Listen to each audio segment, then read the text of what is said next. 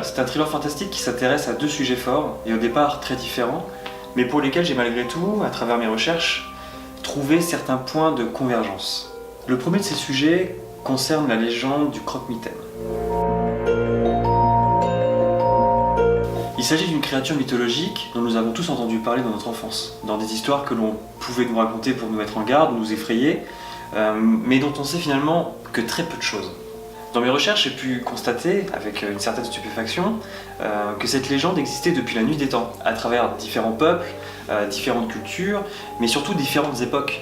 La question que je me suis alors posée, c'est comment cette légende pouvait, à une époque où les civilisations ne disposaient pas des moyens de communication d'aujourd'hui, n'avaient aucun lien entre elles, et parfois même étaient séparées par des océans encore infranchissables, pouvaient raconter la même histoire. Le second sujet abordé concerne cette fois-ci les villes fantômes américaines.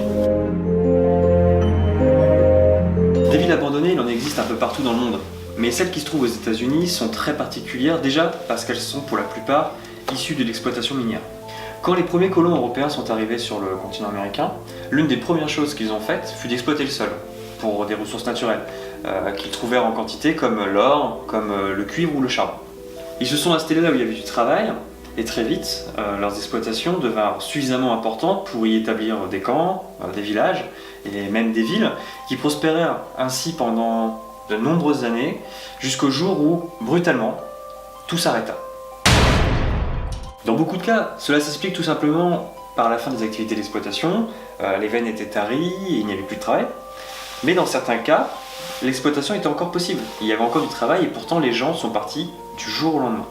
Des tas de gens émirent des hypothèses tellement folles que cela engendra là-bas un véritable culte pour ces villes fantômes, à tel point que les Américains en ont même fait un business. Il existe aujourd'hui des tours opérateurs qui se sont spécialisés dans ce tourisme, qui est un peu particulier, et avec eux, vous pouvez faire le tour des dizaines de villes fantômes qui sont réparties sur le pays.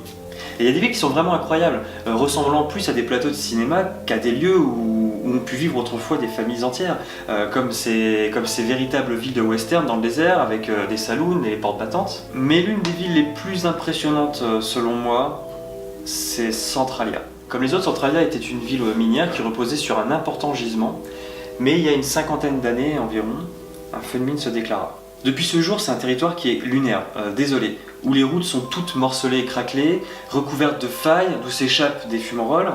Un brouillard entoure constamment la ville. Les arbres sont morts, les maisons sont brûlées de l'intérieur et le sous-sol brûle à plus de 1000 degrés. Des spécialistes du monde entier se sont penchés sur la question pour essayer de comprendre ce qui a bien pu se passer.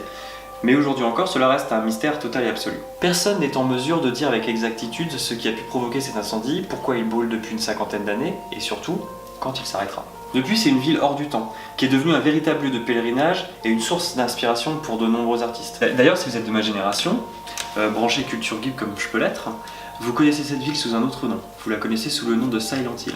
Silent Hill, c'est au départ un jeu vidéo japonais sorti en 1999 et où l'action se situe dans une ville prisonnière d'une sorte de monde parallèle. Elle flotte dans une épaisse brume, un feu de mine brûle sans cesse et des créatures maléfiques rôdent dans des rues dévastées. Enfin, très clairement, Silent Hill et Centralia. C'est d'ailleurs amusant de trouver sur les routes de Centralia des tas de graffitis qui font référence à ce jeu, à des films d'horreur, à plein de choses. Voilà, Game People est un roman que j'ai adoré écrire et qui, j'en suis sûr, passionnera tous les férus de mythes et légendes. J'espère que ça vous plaira, sincèrement.